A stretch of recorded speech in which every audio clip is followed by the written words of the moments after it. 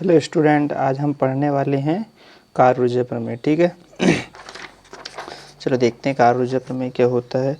किसी वस्तु पर लगाए गए बल द्वारा किया गया कार्य उस वस्तु की गतिज ऊर्जा में परिवर्तन के बराबर होता है। ठीक है, जैसे अपन मान लो दो वस्तु ले लेते हैं। ठीक है, एक ए हो गया और एक बी हो गया।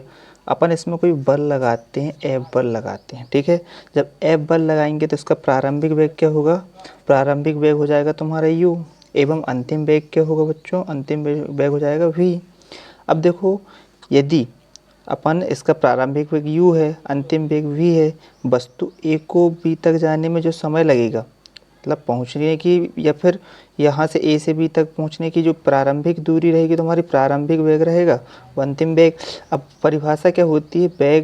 वेग में परिवर्तन की दर, मतलब a से b में परिवर्तित हो रहा है, वेग में परिवर्तन की दर को क्या कहते हैं अपन?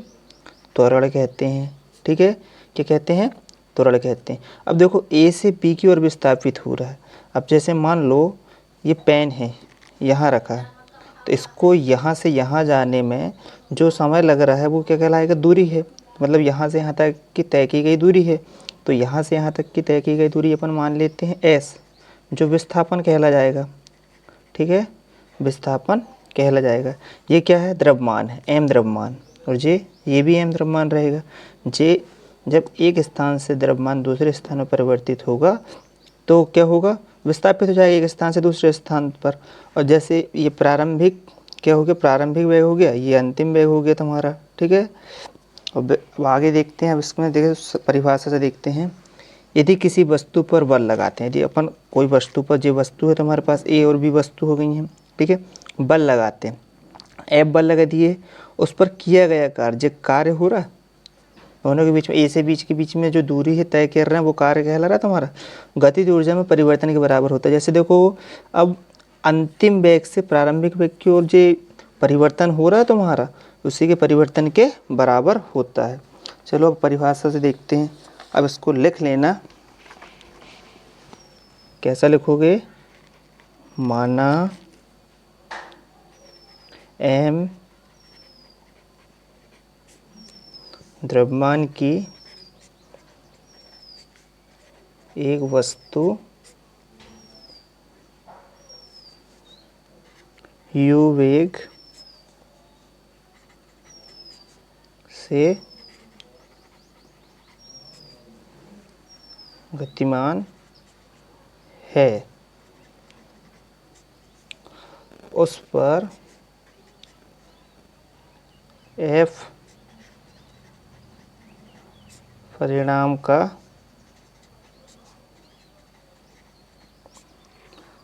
अचर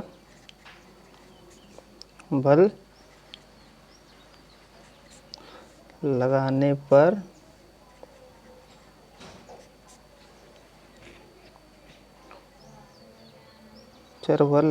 पर उसमें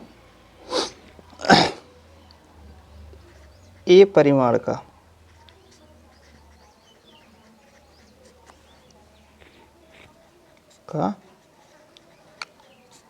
त्वरण उत्पन्न हो जाता है ना, उत्पन्न हो जाता है, तथा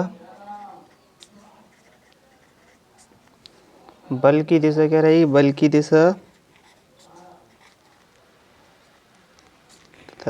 दिशा में एस दूरी तय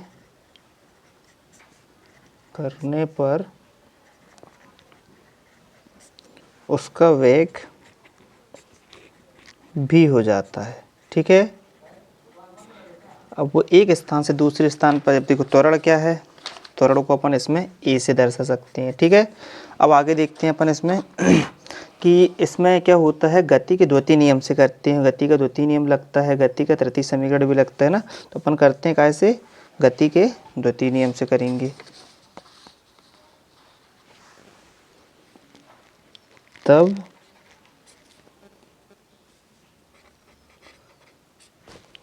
गति के द्वितीय नियम से गति का द्वितीय नियम क्या होता है बच्चों, F बराबर ma होता है, ठीक है, होता है। अब जी क्या होगा, गति का द्वितीय नियम, ठीक है, ये हो गया तुम्हारा समीकरण नंबर 1। अब क्या करेंगे अपन, गति का तृतीय समीकरण से भी करेंगे।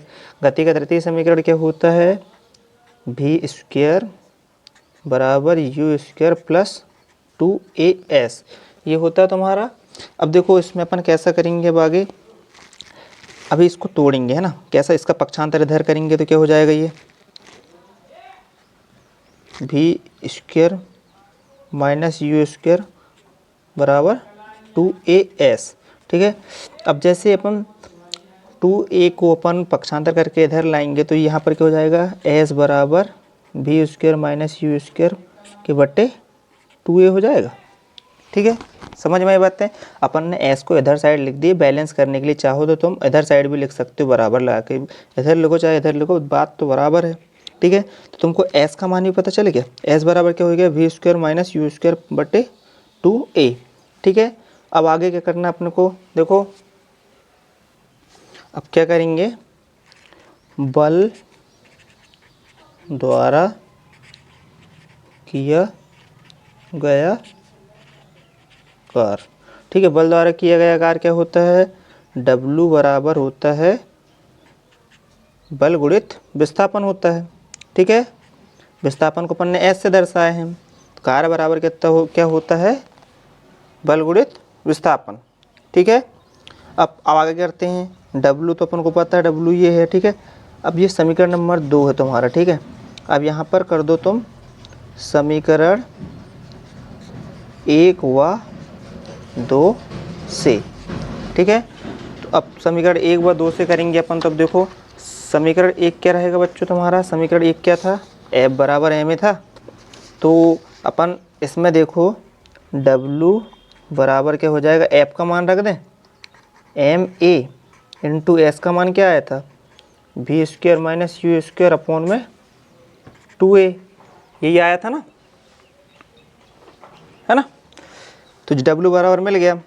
अब देखो, अब अपन इसको ऐसा भी लिख सकते हैं, W बराबर 1/2m v² minus 1/2m u²।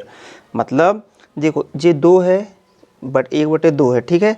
तो इसमें के लिए भी है और इसके लिए भी है, इन दोनों के लिए कर ली।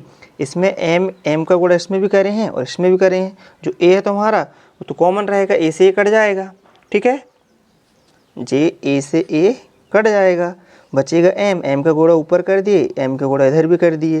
तो इसके बाद देखो कि अब जो 2 है 1/2 रहेगा, तो इसके लिए भी है और इसके लिए भी, इन दोनों के लिए लिख दिए, दोनों को गुणा ऊपर भी कर दिए, तो आंसर तुम्हारा ये आ जाएगा, ठीक है। समझ में आया सबको। अब इसके आगे तुम लिख सकते हो, ये क्या है, अपन ने इसको क्या, ये क्या है तुम्हारा, v क्या था बच्चों तुम्हारा, वस्तु का अंतिम ऊर्जा थी, ठीक है। प्रारंभिक ऊर्जा क्या थी तुम्हारी, u थी। तो यहाँ पर लिख देते हैं अपन 1/2 mv² बराबर क्या हो जाएगा, वस्तु की अंतिम ऊर्जा, और 1/2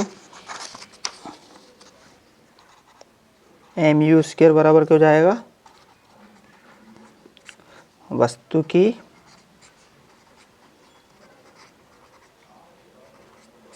प्रारंभिक गतिज ऊर्जा, ठीक है। यहाँ पर सवाल होता है तुम्हारा ख़त्म। वीडियो पसंद आई होगी तो लाइक एंड सब्सक्राइब कर दीजिएगा, बेल आइकन भी दबा लीजिएगा। धन्यवाद।